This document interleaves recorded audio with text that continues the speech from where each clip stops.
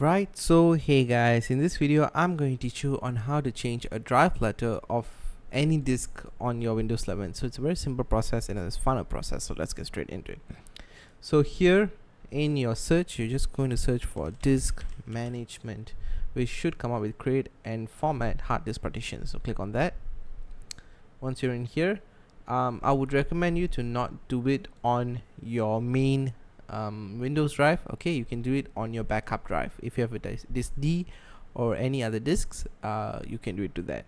So for me, I have my flash drive right here. I'm just going to right click on that and click on change drive letter and paths, and then just click on that E and click on change. Here, if the drive is not in use, as you can see, C is in use, so it's not right here, and E is also in use, so it's right there because this drive that I'm changing is E.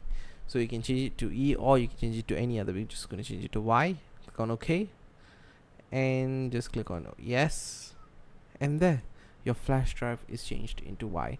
So it's a very simple process, guys. And yeah, if you have any other questions, any other problems, please put them in the comments below. I think that's about it. So thanks for watching, folks.